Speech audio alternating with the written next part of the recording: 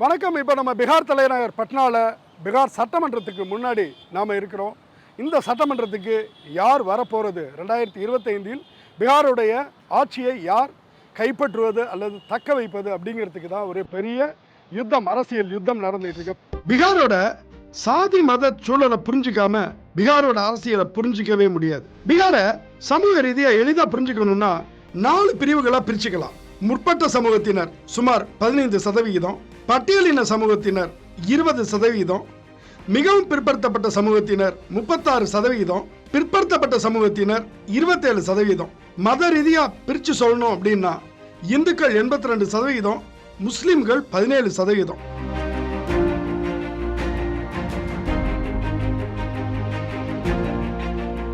இதுல முஸ்லிம்கள்ல பெரும்பகுதி பிற்படுத்தப்பட்டோர், மிகவும் பிற்படுத்தப்பட்டோர் அந்த வகைமைக்குள்ளார இருக்காங்க. பல இந்தி மாநிலங்களையும் போல சுதந்திரம் அடைஞ்ச பிறகும் பீகாருடைய அரசியல் பெரும்பான்மையா முற்பட்ட சமூகங்கள் கையிலேயே இருந்துச்சு. பீகார்ல 1950 தொடங்கி 2025 வரைக்கும் 3/4 நூற்றாண்டு வரலாற்றை எடுத்துக்கிட்டா மொத்தம் 24 பேர் முதல்வர் பதவியில அமர்ந்திருக்காங்க. 1950 தொடங்கி 1990 வரையிலான 40 ஆண்டுகள். இந்த காலகட்டத்தில் ஆக பெரும்பான்மையான ஆட்சி காலம், அதாவது 80% காலம் முற்பட்ட சமூகங்களை சேர்ந்தவங்க கையில தான் பீகார் இருந்திருக்கு. இன்னைக்கு 15.5% அளவுக்குள்ள பிராமணர்கள், பூமிகார்கள், ராஜபுத்திரர்கள், காயஸ்தாக்கள், இந்த சமூகங்கள் உள்ளிட்ட முற்பட்ட சமூகம் கையில தான் பீகாருடைய அதிகாரம் அன்னைக்கு பெருமளவுல இருந்துச்சு. காங்கிரஸ் யுகம் அப்படின்னு சொல்லப்படக்கூடிய இந்த 40 ஆண்டு காலகட்டத்தில் இடையிடையே ஏனைய சமூகங்களை சேர்ந்த 7 பேர் முதல்வர் பதவியில் அமர்ந்திருந்தாங்க அப்படின்னு சொன்னாலும் கூட அவர்களுடைய மொத்த ஆட்சி காலத்தையும் வெறும் 6 வருஷங்களுக்குள்ளார அடைக்கிடலாம். ஓராண்டு ஆட்சி காலத்தை கூட முடிக்க முடியாதவங்க தான் அதிகம். பீகார்ல இன்னைக்கு சமூக நீதி முன்னோடி முதல்வராக பார்க்கப்படக்கூடிய கர்பூரி தாக்கூர், அவர் மிகவும் பிற்படுத்தப்பட்ட ஒரு சமூகத்தில், நாவிதர் சமூகத்தில் பிறந்தவர். அவரே 2 ஆண்டுகளுக்கு மேல ஆட்சியில நீடிக்க முடியல. முதல்வர் பதவியில மட்டும் இல்ல, அமைச்சரவையில, சட்டமன்றத்துல, அதிகார வர்க்கத்துல, இப்படி சகல இடங்கள்லயும் முற்பட்ட சமூகங்களோட ஆதிக்கம் தான் இருந்துச்சு. இந்த சூழல்ல தான் பீகார்ல ஜனநாயகத்தை வளர்த்தெடுக்கிறதுக்கு சமூக நீதி முக்கியம் அப்படிங்கிற எண்ணம் சோசியலிஸ்டுகள் மத்தியில வளர்ந்துச்சு. பீகார் சட்டமன்றத்துல இன்னைக்கு 243 இடங்கள் இருக்குது. பீகாரோட முதல்வர் பதவியில சோசியலிச இயக்க மரபுல வந்த லாலு பிரசாத் யாதவ் 1990 உட்கார்ந்த பிறகுதான் பீகார் அரசியல் புரட்டி போடப்பட்டது. பீகாரோட அரசியல் பிற்படுத்தப்பட்டவர்களுடைய ஆதிக்கத்தின் கீழே வந்துச்சு.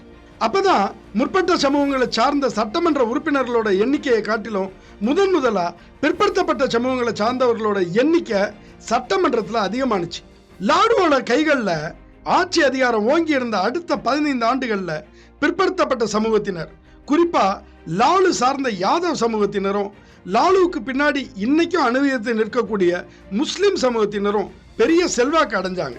இதனூடாதான் லாலுவோட உற்ற தோழரான நிதிஷ் லாலு கிட்ட இருந்து பிரிஞ்சார். லாலுவுடனான பிரிவுக்கான முக்கியமான காரணமா அப்ப நிதிஷ் சொன்னதே, பிற்படுத்தப்பட்ட சமூகங்கள்ல எண்ணிக்கை பெரும்பான்மையுள்ள யாதவ்கள் உள்ளிட்ட சமூகங்களோட ஆட்சியா மட்டும் லாலுவோட ஆட்சி சுருங்கிடுச்சு அப்படிங்கிறது தான். அது ஒரு வகையில உண்மையும் கூட. முற்பட்ட சாதிகளுடைய ஆதிக்கத்தை பெரிய அளவுல லாலு தகர்த்தார்.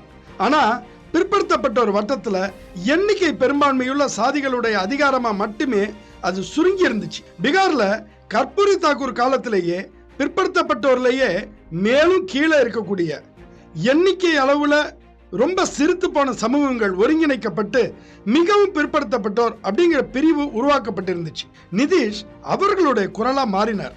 நிதிஷ்க்கு பிறகு மிகவும் பிற்படுத்தப்பட்ட சமூகங்கள் பீகார்ல கூடுதல் அரசியல் மதிப்பை பெற்றாங்க. இதனூடாகவே சோசியலிச இயக்கத்தினூடா அம்பேத்கரிய இயக்கங்கள் உண்டாக்கிய தாக்கங்களால பட்டியலின சமூகங்களை ஒருங்கிணைக்கும் முகமாக ராம்விலாஸ் பாஸ்வான் உருவெடுத்தார். ஆக லாலு, நிதிஷ், பாஸ்வான் இந்த 3 பேருமே சோசியலிச இயக்கத்தோட தாக்கத்துல தான் உருவெடுத்தாங்க அப்படின்னு சொன்னாலும் கூட பிற்காலத்துல மூவரும் 3 இயக்கங்களோட முகங்களாகவும் 3 சமூகங்களோட குரலாகவும் உருவெடுத்தாங்க. அந்த வகையில லாலுவோட ராஷ்டிரிய ஜனதா தளம் பிற்படுத்தப்பட்ட சமூகத்தினர் மத்தியில செல்வாக்கு பெற்றுச்சு.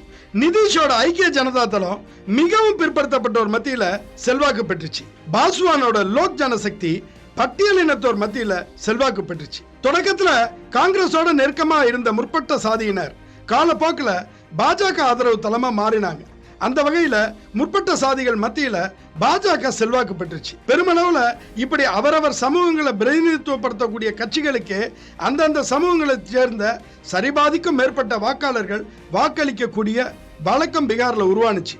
இந்த சூழல்ல தான் சமூக வலயத்துக்கு அப்பாற்பட்ட வாக்காளர்கள் இருக்காங்க இல்லையா, அவர்களோட ஓட்டுகளை பெறுவதற்கான போட்டி தீவிரமாகுது. அந்த வகையில தான் ஜாதி மத சித்தாந்தத்தை உடைச்சி வாக்களிக்கக்கூடிய பெண்களோட வாக்குகள் பீகார் தேர்தலில் முக்கியத்துவம் பெறுது. சரி, 243 தொகுதிகளை கொண்ட பீகார் சட்டமன்றத்துக்கு இந்த 2025 தேர்தலில் பீகாரோட முக்கியமான கட்சிகள் எந்தெந்த சமூகங்களுக்கு முன்னுரிமை அளிக்கிறாங்க? பாஜகவை எடுத்துக்கிட்டா 101 தொகுதியில் அது போட்டியிடுது. தன்னுடைய வேட்பாளர்கள்ல மிக அதிகமான இடங்களை, அதாவது 49 இடங்களை முற்பட்ட சமூக வேட்பாளர்களுக்கே அது ஒதுக்கி இருக்கு. பீகார்ல முற்பட்ட சமூகத்தினருடைய மக்கள் தொகை 15.5%. இவர்களுக்கு பாஜக கொடுக்கிற பிரதிநிதித்துவம் 48.5%.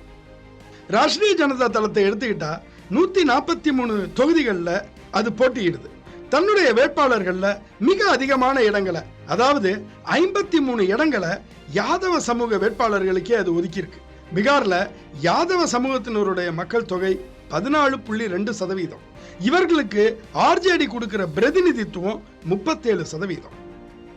ஐக்கிய ஜனதா தளத்தை எடுத்துக்கிட்டா 101 தொகுதிகளில் அது போட்டியிடுது. தன்னுடைய வேட்பாளர்கள்ல மிக அதிகமான இடங்களை, அதாவது 17 இடங்களை குர்மி குஷ்வாலா சமூக வேட்பாளர்களுக்கு ஒதுக்கி இருக்கு. பீகார்ல குர்மி குஷ்வாலா சமூகங்களுடைய மக்கள் தொகை 7%. இவர்களுக்கு ஜேடியு கொடுக்கக்கூடிய பிரதிநிதித்துவம் 16%. காங்கிரஸை எடுத்துக்கிட்டா 61 தொகுதிகளில் அது போட்டியிடுது. தன்னுடைய வேட்பாளர்கள்ல மிக அதிகமான இடங்களை, அதாவது 24 இடங்களை முற்பட்ட சமூக வேட்பாளர்களுக்கே அது ஒதுக்கியிருக்கு. பீகார்ல முற்பட்ட சமூகத்தினருடைய மக்கள் தொகை 15.5%. இவர்களுக்கு காங்கிரஸ் கொடுக்கும் பிரதிநிதித்துவம் 39%. கட்சிகள் ஒதுக்கி இருக்கிற இடங்களே ஒவ்வொரு கட்சியும் எந்தெந்த சமூகங்களை ஆதரவு தளங்களா கருதுது, யாரை குறிவைக்குது அப்படிங்கிறத உணர்த்தும். பாஜக போலவே காங்கிரஸும் பிரதானமா முற்பட்ட சமூக வாக்குகளுக்கே போட்டியிடுது. மாறா ராஷ்டிரிய ஜனதா தளம் பிற்படுத்தப்பட்ட சமூக வாக்குகளையும், ஐக்கிய ஜனதா தளம் மிகவும் பிற்படுத்தப்பட்ட சமூக வாக்குகளையும் குறிவைக்கிறத புரிஞ்சுக்கலாம். கட்சிகள் ஒரு புறம் இந்த சாதி அரசியல் குளத்துக்குள்ளாரதான் நிக்குது அப்படின்னு சொன்னாலும், மறுபுறம் தங்களுடைய அடையாளங்களை தாண்டி வெளியே வரவும் துடிக்கிறாங்க. நிதிஷ் இந்த விஷயத்துல வெகுவா முன்னகர்ந்தார். சிறந்த நிர்வாகம், வளர்ச்சி அப்படிங்கிற கதையாடலை அவர் உருவாக்குனார். பீகார் மக்கள் தொகையில வெறும் 4% அளவுக்கு உள்ள குர்மி சமூகத்திலேருந்து வந்தவர் நிதிஷ். குர்மி சமூகமும் பிற்படுத்தப்பட்ட சமூகம் தான். ஆனா தன்னுடைய சமூக வரையறைக்கு வெளியே அவரால் மக்களை ஈர்க்க முடிந்ததாலேயே 2 தசாப்தங்களா பீகார் முதல்வரா நிதிஷால நீடிக்க முடியுது. இப்போ தேஜஸ்வியும் அந்த முயற்சியில தான் ஈடுபட்டிருக்கார். கட்சிக்குள்ளார மாற்று சமூகங்களை சேர்ந்தவர்கள், குறிப்பா மிகவும் பிற்படுத்தப்பட்ட சமூகங்களை சேர்ந்தவர்களுக்கு முக்கியமான பதவிகளை வழங்கி வர பாஜக காங்கிரஸ் மட்டும் இல்லாம எல்ஜேபியும் கூட தங்களது வழக்கமான வட்டத்துக்கு வெளியே வர கனவு காண்றாங்க. பீகார்ல இடதுசாரிகளும் இருக்காங்க. சாதிக்கு அப்பாற்பட்டு விளிம்பு நிலை மக்களை ஒருங்கிணைக்க அவங்க முயற்சி பண்றாங்க. ஆக்கப்பூர்வமான ஒரே விஷயம் என்னன்னா, பீகார் அரசியல் சாதி சார்ந்தே செயல்படுது அப்படின்னு சொன்னாலும் இதுல சாதி வட்டத்துக்கு கடந்து வளர்ச்சி நிர்வாகம் அப்படின்னு பேசுறவங்களே ஆட்சி அதிகாரத்துல உட்கார முடியுது. அந்த வகையில சாதியை கடக்க பீகாரும் தொடர்ந்து முயற்சி பண்ணிட்டு இருக்கு அப்படின்னு சொல்லலாம்.